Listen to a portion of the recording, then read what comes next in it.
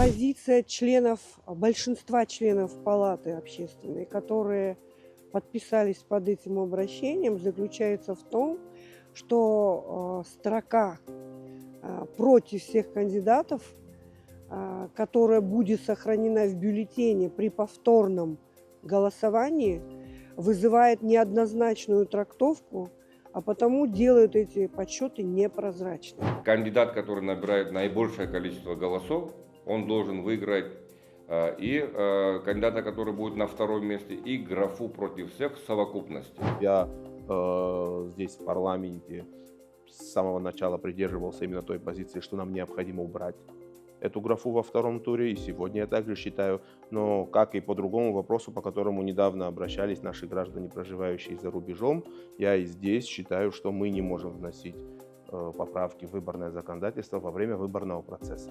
Когда разрыв очень маленький, тут соблазн возникает у любого оспорить, вы понимаете? И на каждом неровной, вот такой неровной поверхности мы ищем какую-то такую вот зацепку для того, чтобы дать толчок к противоречию, столкновению, спору. Считанные дни остаются до президентских выборов в Абхазии. 15 февраля – день, когда граждане придут на избирательные участки, чтобы сделать свой выбор. 5 кандидатов в президенты активно проводят массовые встречи с избирателями, стараясь охватить все районы республики. Штабы и телеграм-каналы в допустимые законом сроки занимались опросами, составляли рейтинги кандидатов, к которым у сторонних наблюдателей было много вопросов в части объективности. На счету каждый голос. У сомневающихся еще есть время определиться, а те, кому не нравится ни одна из сторон, смогут реализовать свою гражданскую позицию, воспользовавшись в бюллетене графой «против всех». Между тем, неоднозначная трактовка графы привела на президентских выборах 2019 года к искам против Центризбиркома и 2 противоположным решениям Верховного суда. Об этом снова заговорили и сейчас. Общественная палата Абхазии, опасаясь эскалации, в своем недавнем заявлении призвала парламент исключить строку против всех из бюллетеня во втором туре, тем самым упростить подсчет голосов. Позиция большинства членов палаты общественной, которые подписались под этим обращением, заключается в том, что строка против всех кандидатов, которая будет сохранена в бюллетене при повторном голосовании, вызывает неоднозначную трактовку, а потому делают эти подсчеты непрозрачными. Вот такая позиция. Я не знаю, какую точку зрения исповедует каждый член палаты общественной, который подписался под этим обращением. Моя точка зрения такова, что в бюллетене, в 16 статье закона о выборах президента, там содержание бюллетеня предусматривает строки «за» и строки против всех кандидатов. То есть, говоря условно, против всех – это тоже позиция, которая определяет некоего кандидата, за которого голосуют граждане Республики Абхазия, так сказать, говоря о том, что они против всех. А статья 19 говорит, что при повторном голосовании принимают участие те кандидаты, которые набрали два кандидата, которые набрали наибольшее количество голосов. Получается, что вот этот условный кандидат, название которого против всех, он, вопреки закону, появляется третьей позицией. Вот лично я считаю, что это неурегулированность вопроса. То есть, с одной стороны, статья 19 говорит, что при повторном голосовании участвуют 2 кандидата, набравшие наибольшее количество голосов, а при этом появляется третий, условный, которого мы называем против всех, и он оказывает влияние на вот этих 2 кандидатов. Я считаю, что это какая-то неурегулированность данной статьи, и вот из логики 19 статьи, если исходить, этой строки, в случае, если она в первом туре голосования не набирает большее количество голосов, каким образом она появляется при повторном голосовании. В связи с этим я считаю, что ее надо убрать. И для того, чтобы при повторном голосовании учитывалось просто большинство, большее количество голосов, которое наберет каждый из них, и вот только тогда он может считаться президентом. Такова логика самой 19 статьи. Только 2 кандидата могут участвовать. И только тот, кто наберет простое большинство, при том, что в выборах участвовало 25%, он становится президентом. Поэтому излишняя эта строка. Более того, по опыту прошлых лет мы видим, какое обострение ситуации она вызвала. Задолго до выборов Центральная избирательная комиссия Абхазии обращалась в парламент с инициативой внести изменения в Конституционный закон о выборах президента. Речь шла и об увеличении порога явки, и о сроках обжалования и рассмотрения итогов выборов, и о графе «против всех». Всего около 10 поправок. Депутаты обсудили проект закона, приняли его в первом чтении, а затем отложили. Были представлены предложения от Центральной избирательной комиссии, предложения к парламенту, нашим уважаемым депутатам о внесении изменений в выборное законодательство Республики Абхазия. Вот. Там было более 10 предложений, в том числе и по графе «против всех». Вот. Данный проект поправок, он был единогласно принят только в первом чтении. Второго чтения и третьего пока еще не было, поэтому правила остаются те же. Мне сложно говорить в отношении парламента, да, я все-таки больше, наверное, скажу в отношении именно своей позиции по данному вопросу. Дело в том, что у нас уже есть законопроект, который прошел первое чтение, который как раз регламентирует возможность убрать из голосования во втором туре графу «против всех». Мы в первом чтении ее уже приняли, во втором чтении мы планировали принять ее 15 ноября 2024 года, но, как вы помните, в этот день произошли известные события, и после этого уже путем, обговорив также с председателем Центральной избирательной комиссии, мы решили, учитывая общественную обстановку напряженную, уже не поднимать этот вопрос после выборов, и мы должны завершить этот вопрос. Но это мое мнение, опять же, какая будет реакция со стороны моих коллег, я не знаю. Ну, очевидно, что законопроект либо будет принят, либо будет отклонен. Ну, Ситуация там же покажет. не только графа «против всех», какие там еще изменения предлагались? Там еще есть ряд поправок, он касается количества необходимого избирателей, участвующих во втором туре. Да, там еще есть ряд моментов, которые действительно, наверное, тоже улучшат ситуацию. Это также они касаются о том, как суды будут рассматривать жалобы, поступающие по результатам выборов. Но единственная норма, наверное, которая действительно вызвала очень серьезную дискуссию в Народном собрании и в обществе, это все-таки норма, связанная с графой «против всех». Выборы будут проходить по старым правилам, подчеркнул председатель ЦИК Дмитрий Маршан. Джентльменских соглашений не будет. Кандидат, который наберет наибольшее количество голосов во втором туре, должен выиграть у другого кандидата и графы «против всех» в сумме. Итоги выборов, графа «против всех», та, которая будет и в первом туре, и во втором туре, она подразумевает, что первый тур, соответственно, 50 плюс 1 от числа проголосовавших, принявших участие в голосовании. Второй тур, он будет подводиться таким образом. Кандидат, который набирает наибольшее количество голосов, он должен выиграть и кандидата, который будет на втором месте, и графу «против всех» в совокупности. Это регламентирует закон и постановление суда 2020 года, которое никто не отменил и никто не обжаловал. Мы это берем во внимание, потому что раз нет других изменений в законодательстве, мы должны этих правил придерживаться. Вот.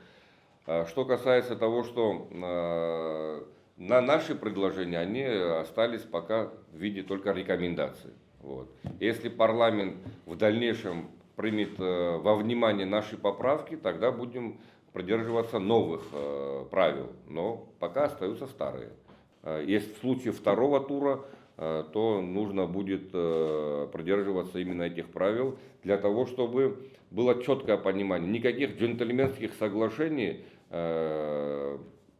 нынешний состав Центральной избирательной комиссии принимать не будет во внимание, потому что джентльменские соглашения, мы знаем, чем они заканчивались аннулированием решения Центральной избирательной комиссии. Вот, чтобы таких моментов избежать, мы будем придерживаться закона и постановления суда. Я бы не хотела комментировать эту точку зрения, раз ЦИК высказал ее, что вот есть решение суда, которое никем не оспорено, которое говорит о том, что вот эта строка против всех, она будет плюсоваться к победе, к тому кандидату, который набрал наибольшее количество голосов. Потому что физически это же против всех, да, против всех кандидатов. Я не буду комментировать эту, так сказать, эту позицию, я комментирую только позицию Общественной палаты, которая считает, что логика, я так считаю, голосуя за это обращение, я считаю, что логика 19 статьи заключается в том, что там должно быть только 2 кандидата из всех, кто были зарегистрированы в первом туре, только 2 кандидата, набравшие наибольшее количество голосов. А вот строка 3, вот эта строка против всех, это условно некий 3-й кандидат. Вот я из этой логики исхожу. Председатель Центральной избирательной комиссии высказался на этот счет. Я полностью поддерживаю его точку зрения. Да, есть решение суда, и оно позволяет нам, именно как практика, хотя у нас, конечно, нет там прецедентного права, да, для того, чтобы, если будет какая-то жалоба в суд, рассматривать решение Верховного суда как прецедент. Но в целом я считаю, что, мне кажется, уже люди все воспринимают эту норму именно так, как и постановил Верховный суд. И я думаю, проблем не будет. Если кандидат не наберет 50% плюс 1 голос, значит, должны состояться перевыборы. Если вы помните выборы 2019 года, результат, который был, то есть там было, получается, 2 судейских решения, которые противоречили друг другу, но финальное решение, решение Верховного суда, на мой взгляд, да, оно абсолютно объективное, и исходить надо будет именно из этой позиции. И в соответствии с этим решением, я думаю, уже можно говорить о том, что окончательно уже можно говорить о том, что кандидату, который занял 1-е место, для того, чтобы быть избранным президентом, необходимо в сумме набрать больше голосов, чем 2-й кандидат и так называемый кандидат против всех. То есть он должен набрать более 50% и 1 голоса. На самом деле все проще, просто нужно, чтобы победитель набрал более 50%, 50% и 1 голос. И он становится президентом. Да. Даже если он набрал 49 и 99, получается, что человек не выиграл выборы. Да, вот насколько реально вообще преодолеть вот этот порог будет, чтобы выиграть? Давайте, конечно, реально. Давайте посмотрим на результаты последних выборов. Аслан Георгиевич Бжания набрал более 50% голосов. Все прелести и несовершенства закона, в частности подведение итогов 2-го тура, при наличии графы «против всех» испытал на себе прошлый состав Центральной избирательной комиссии, когда Центр избиркому пришлось брать ответственность на себя. Экс-председатель ЦИК Томас Гогия в одном из интервью нашей программе вспоминал о том, как это было. Когда разрыв очень маленький, тут соблазн возникает у любого оспорить. Вы понимаете? И на каждом неровной, вот такой неровной поверхности мы ищем какую-то такую вот зацепку для того, чтобы дать толчок противоречию, столкновению, спору и так далее. Что и случилось на последних выборах? Да, то и произошло. И говорят, а почему раньше так не было? Так не было, потому что не было 2-го тура. Приходит нам представитель президента по правам человека и настаивает на том во 2-м туре. Во 2-м именно, уже ко 2-му-то настаивает на том, что надо внести пункт против всех. Что это нарушение прав человека, что мы не учитываем права тех граждан, которые против всех, что мы не указываем и так далее, и так далее, и так далее. С одной стороны, ссылаясь на 18-ю статью о протоколе, то есть о деталях самого, мы своим решением, на свой страх и риск, решением Центральной избирательной, принимаем такое решение и включаем во 2-й тур, тем более, что всего 2 кандидата. Ну, думаем, один с отрывом выиграет, да, и никаких проблем опять не будет. Но при этом мы направляем запрос и в Верховный суд, и парламент, и в Конституционный суд, и везде, кому только могли. Всем говорим, ребята, вот видите здесь, что происходит. Я на брифинге после первого тура, мне, по-моему, кто-то из журналистов, не могу ошибиться, задал вопрос, как будете подсчитывать голоса во втором туре? Против всех и против конкретного кандидата будут объединяться или это отдельные вещи? Это было за 2 недели до предстоящих новых выборов, нового голосования. Понимаете? И, естественно, мы сразу начали бить в набат. Говорить о том, что вот надо это привести в порядок, иначе у нас возникнут противоречия. Сразу же пришло письмо, сначала просто письмо пришло от одной из структур, поддерживающих одного из кандидатов, которая настаивала, что именно так и никак иначе вы не смотрите, даже не вздумайте против всех это все приплюсовывать, иначе мы здесь будем там очень сильно с этим воевать. Потом мы пригласили другую структуру, уже сами по своей инициативе. А вы как думаете? Вот смотрите, видите письмо? Они считают так. Эти считают, вы как считаете? Они говорят, вы ЦИК, вы принимаете решение. Да, мы ЦИК, мы можем принять решение, которое вы завтра оспорите, и ни один суд не сможет потом принять решение правильно. С учетом опыта и ошибок, прошлый состав ЦИКа также выступал с инициативой о реформировании выборного законодательства, подготовил пакет поправок и направил депутатам. Ныне существующий закон – это аналог закона Российской Федерации 1994 года, который был переработан, но за это время Российская Федерация уже, по-моему, трижды, если не больше, полностью заменила свое выборное законодательство.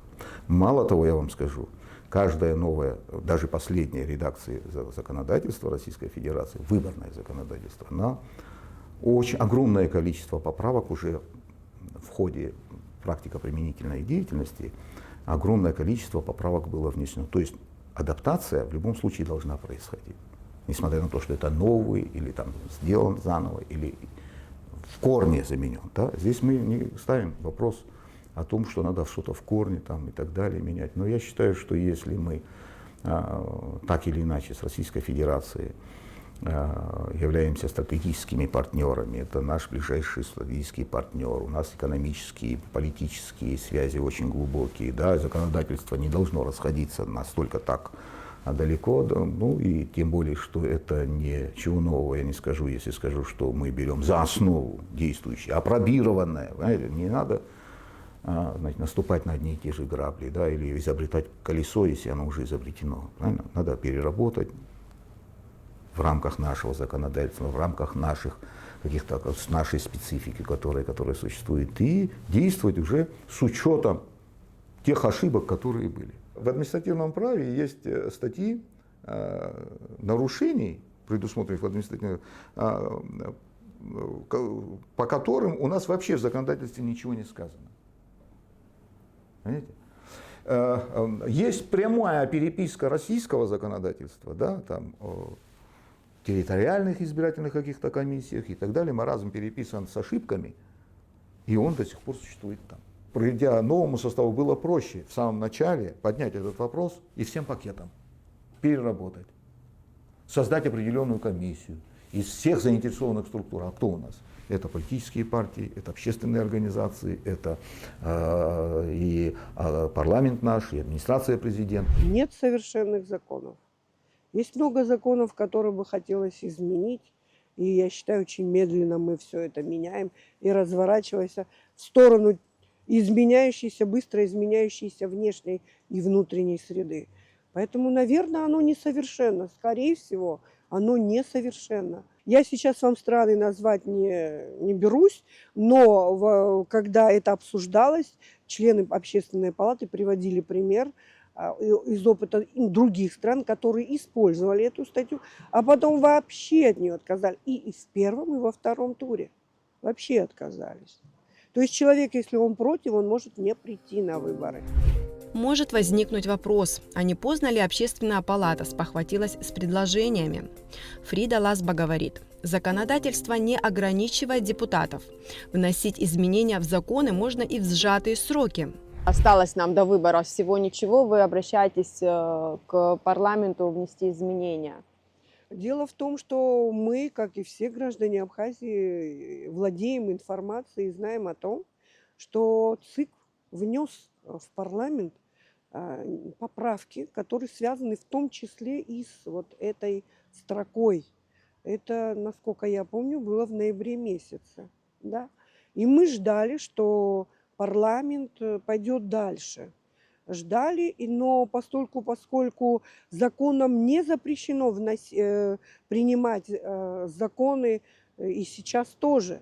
То есть если открывать участки запрещено, допустим, за 30 дней до выборов, то по поводу внесения поправок, изменений в закон никаких ограничений нет. И мы ждали.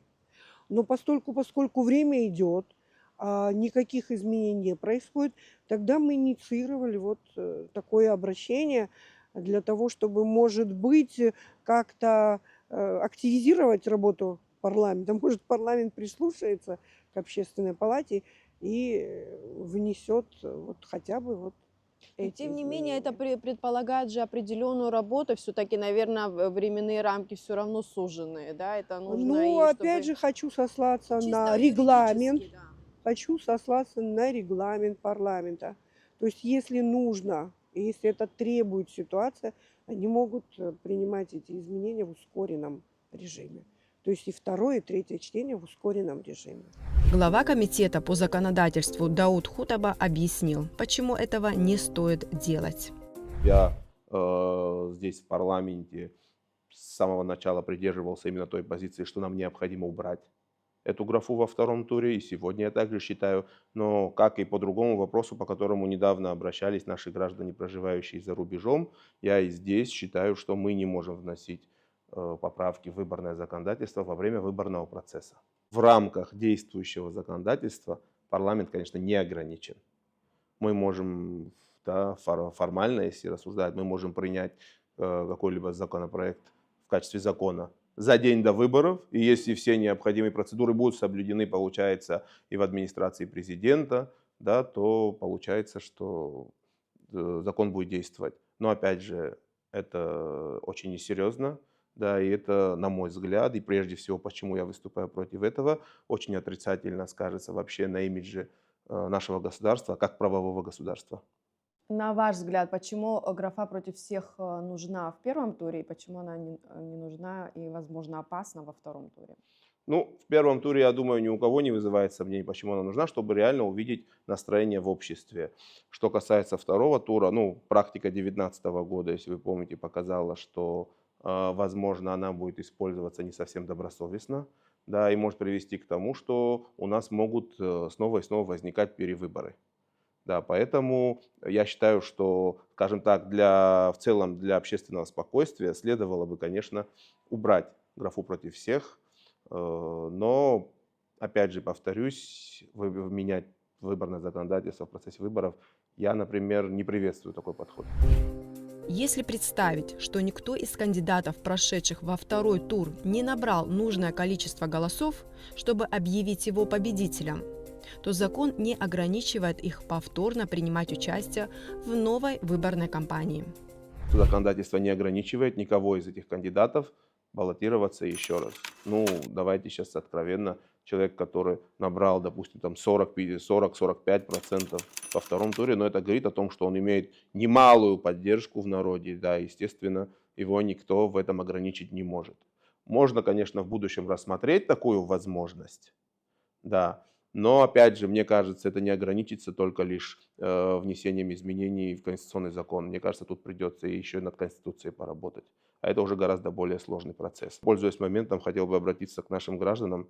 Сейчас все настолько переживают, да, ну, я согласен, что многие люди хотят выражать свой протест, да, но есть определенные обстоятельства, о которых я сейчас также сказал, да, которые, возможно, усугубят общественно-политическую обстановку в Абхазии. И до того, ну, она очень нервозная, и мне кажется, это надо понимать. Я предлагаю этим людям просто поступить другим образом. Всегда можно испортить бюллетень. если вы принесете, испортите бюллетень свой, то есть все равно подсчитывается количество испорченных бюллетеней. Другое дело, во втором туре они не засчитываются как проголосовавшие. То есть будет информация у людей о том, какое количество наших граждан не признает этих кандидатов и не хочет такого результата выборов, но при этом оно не повлияет. То есть если людям нужно знать, какое количество народа не приемлет политику одного или другого кандидата, то эту информацию в целом можно получить. Выборы в Абхазии всегда напряженные, конкурентные, результаты непредсказуемые. Поэтому ни у кого нет сомнений, что следующего президента граждане будут выбирать в 2 тура. Еще раз, кандидат, который будет выходить на первое место во втором туре, должен будет выиграть и своего соперника, и графу против всех в совокупности. Таковы будут правила подсчета.